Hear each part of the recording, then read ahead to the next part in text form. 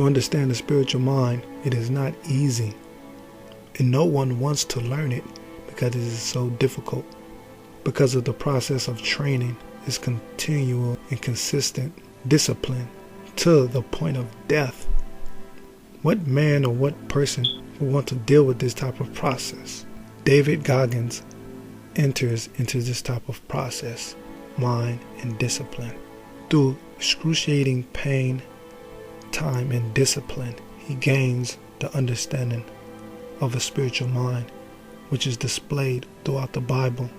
When God disciplines Paul, that he may give him a thorn in his side, that he may consistently rely on God, which keeps him humble. Ultimately, the mind is to be like Christ, the attitude to be like Christ, to die. Spiritual men understand this, that they are gone and taken through a process, a journey, a long, slow journey. As with Moses and many other people, David became a process of discipline, and a consistent long one, through different trials that test them and refines them like gold. This refinement tests the character, the thinking, and the process of the mind growing, the heart, the faith, that they can endure more and more and more punishment and gaining access to the more spiritual realm. This process allows a person to be disciplined. As with one who studies anything, it takes time and it's very hard. As when a person goes to the gym, hits weights, it's extremely difficult. They dislike it, but they must do it to gain the result that they want. David Goggins gives over to this mindset, which he says he's going to have to go through a lot of pain and a lot of discipline in order for him to get to where he needs to be.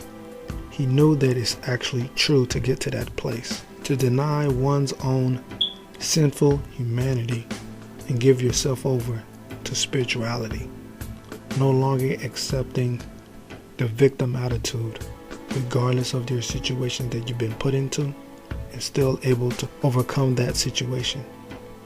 This is a spiritual thought pattern that certain rape victims have. They are physically abused and put into a situation where they still see themselves as the victor, not the victim, and they pity the person who did the crime against them. Once you explore this type of thinking, you give way to understanding how this person is able to think like this. This is not a common form of thinking and not natural to human beings by no means. David Goggins went through such a process. Going through the process to the brink of death, he overcame. As he says, in some manner, he understood and liked the pain. He dwelt there so that he may get this understanding. And the understanding is simple. Just as with Paul Atreides and Jesus, he's able to control his mind to the point of which he controls his body over his emotions, over his primal thinking, to the point of death. So he understood the capability of his mind of controlling it, which allowed him to do things beyond his physical body can actually do, surpassing his humanistic role in life, but obtaining a spirituality nature to influence and help others who sees his frame of thinking. It is not to say that this type of thinking can be destructive to the body and harmful. It absolutely could be.